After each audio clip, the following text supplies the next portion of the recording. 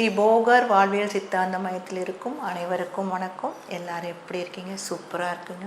நான் மூலாதார சக்கரத்தை பற்றி முதல்ல பார்த்தோம். இப்போ நம்ம பார்க்க போகிற சக்கரம் சுவாதிஷ்டான சக்கரம். சுவாதிஷ்டானம் நம்மளுடைய தொப்புலேருந்து அடி வயிற்றுல கீழே வந்து பார்த்திங்கனாக்கா ஒரு தொப்புலேருந்து ஒரு 6 விரல் கீழே 4 விரல்னு சொல்லலாம். அடி வயிற்றுல இருக்கிறது வந்து பார்த்திங்கனாக்கா சுவாதிஷ்டான சக்கரம்.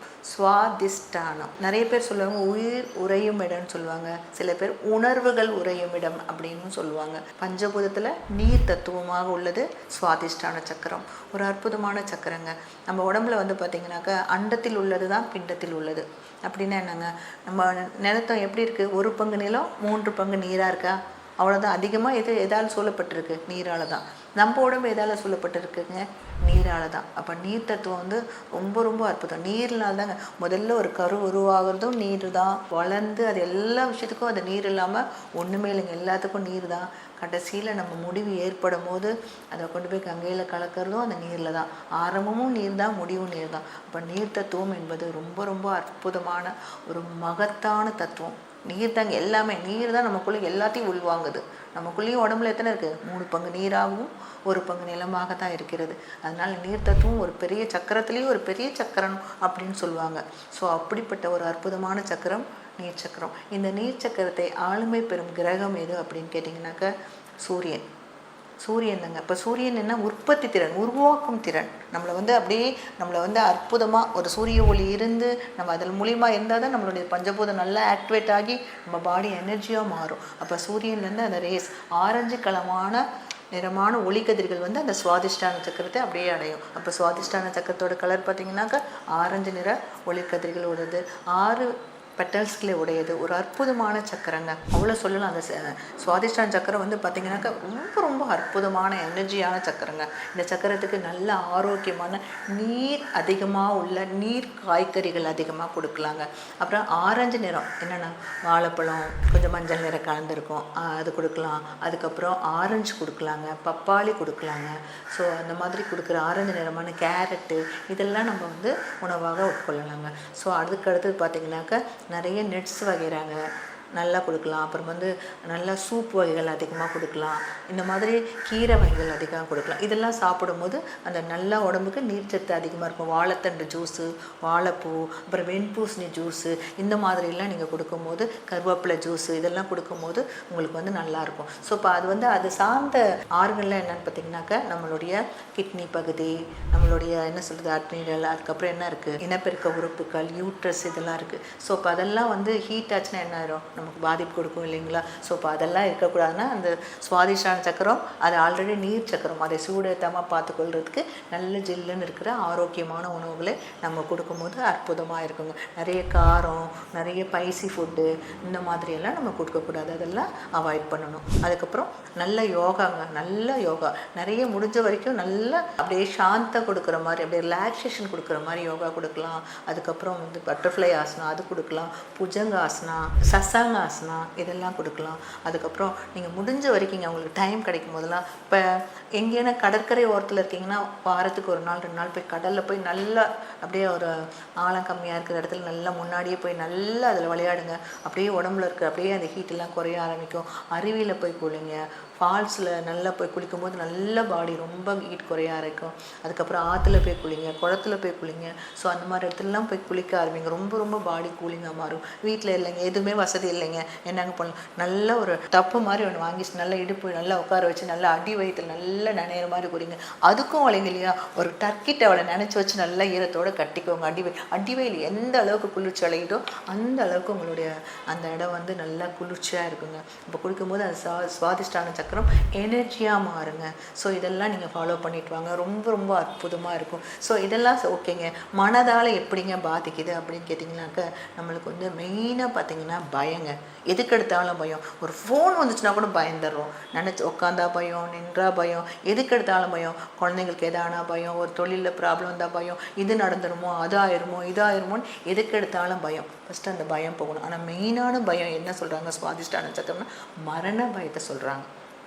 ஆமாங்க, நம்ம மனுஷனுக்கு எக்ஸ்ட்ரீம் பயம் என்ன? மரண பயம். அந்த மரண பயத்தை வெல்றதுக்கு பழகிக்கணும். அப்போ உடம்பு ஆரோக்கியமாக வச்சுருந்து மனசு சந்தோஷமாக வச்சுருந்தாக்க நமக்கு என்ன இருக்கும், உடம்பு ஆரோக்கியமாக இருந்தால் உடலை பற்றின பயம் இல்லை, மனசு சந்தோஷமாக வச்சுக்க, எதை வேணாலும் எதிர்கொள்ள சக்தி நல்லாயிருக்கும். அதோட கூட ஆன்மீக பாதையில் நம்ம செல்லும்போது நம்ம அதுவும் மரணத்தில் நமக்கு பயமே இல்லை, மரணம் என்பது ஒரு மங்களத்துவம் தான் அப்படிங்கிற உணர்வோடு நம்ம வாழ பழகிக்கும். ஸோ அப்போ அது மாதிரி மனதையும் ரொம்ப அற்புதமாக வச்சுக்கலாம். அது ஏன்னா சுவாதிஷ்டான சக்கரம் நம்ம நீர், நம்ம உடம்பு பூரா நீர் தான் அதிகமாக இருக்குது. நம்மளோட உடம்புல 72% நீரால் தான் நிரம்பி இருக்குங்க.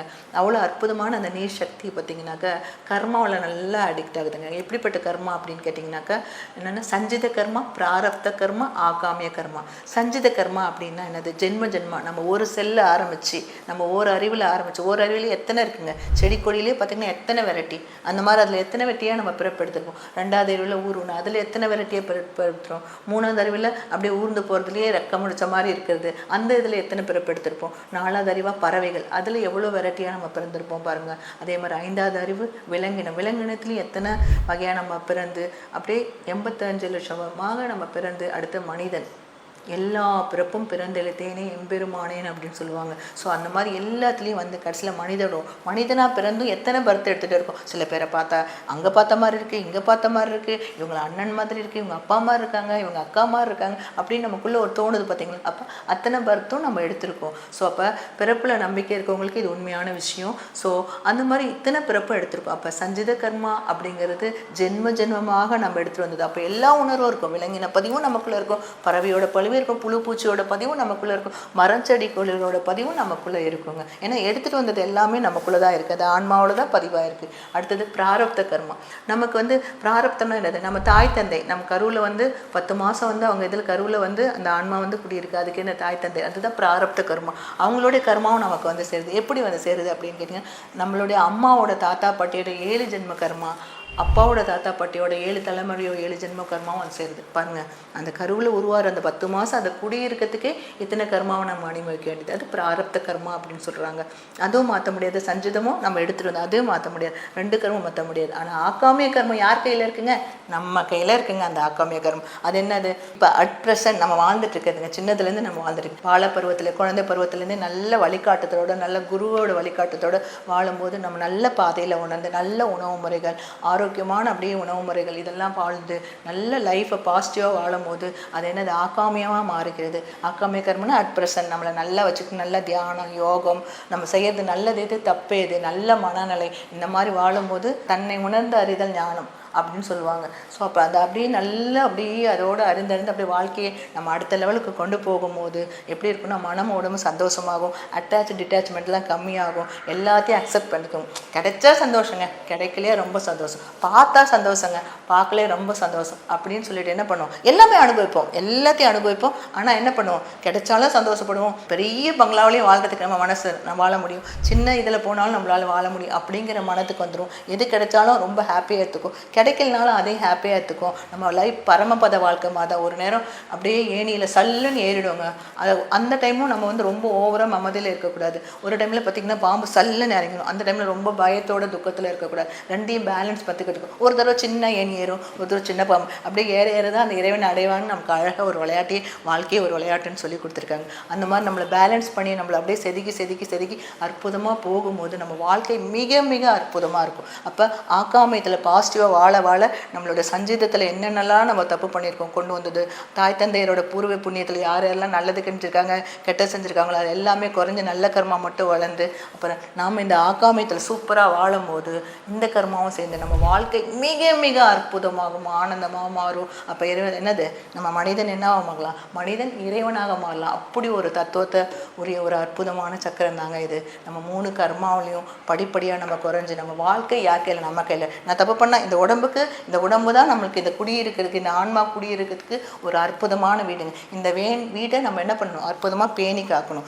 ஸோ அப்போ இந்த உடம்பை நல்லா நம்ம பேணி காக்கும் போது ஆன்மா எந்த நோக்கத்துக்காக வந்திருக்கிறது, நம்மளுடைய என்ன, இப்போ எனக்கு என்ன தெரியும், இந்த உலகத்துக்கு நான் என்ன கொடுக்க வந்திருக்கேன், வந்த நோக்கம், வாழ்கிற நோக்கம், போகிற நோக்கம் 3 தெரியும். பிறந்தோம் வாழ்ந்தோம் இறந்தோம்னு இல்லாமல் பிறந்தோம் வாழ்ந்தோம் கொடுத்தோம் முழுமை பேர் அடைந்தோம் அப்படின்னு வாழலாங்க. ஸோ இந்த மாதிரி வாழும்போது நம்ம வாழ்க்கை மிக மிக அற்புதமாக ஆனந்தமாகவும் ஆத்மாவும் இருக்கும். அப்போ நம்மளுடைய கர்மா சொசைட்டிக்கு நம்மளால் முடிஞ்சது. ஏன்னா 5 அறிவு வரைக்கும் விலங்கின பதிவுகள் என்ன பண்ணுது, தண்ணியும் பார்த்துக்கும் தன் குடும்பத்தையும் வாழும், அதோடு வாழும். ஆனால் மனிதன் என்பவன் தான் சிந்தித்து செயல்படுறதுக்கும் தெய்வீக தன்மை அடையிறதுக்கும் ஒரு அற்புதமான பாத் கிடைச்சிருக்கு. அப்போ தானும் அந்த தன் குடும்பத்தையும் அற்புதமாக வைத்துக்கொண்டு சொசைட்டிக்கு தன்னால் முடிஞ்சது என்ன முடியும், தன்கிட்ட என்ன இறைவன் கொடுத்துருக்கார், இந்த உடம்பு வச்சு இறைவன் என்ன கலைகளை கொடுத்துருக்கார், அதன் மூலிமா சொசைட்டிக்கும் நம்ம செஞ்சு அந்த ஆக்காமிய கர்மத்தில் வாழும்போது ரொம்ப ரொம்ப வாழ்க்கையும் அற்புதமாக இருக்கும். நம்ம வந்த நோக்கம், வாழ்கிற நோக்கம், போகிற நோக்கம் மூணும் தெரிஞ்சு வாழ்க்கை மிக மிக அற்புதமாக இருக்கும். அப்படியே அற்புதமான வாழ்க்கையாக நமக்கு அமையும். ஸோ ரொம்ப ரொம்ப சந்தோஷமான விஷயங்க. சுவாதிஷ்டானத்தை நீங்கள் அற்புதமாக வச்சுக்கிங்க. நீர் தத்துவம் என்பது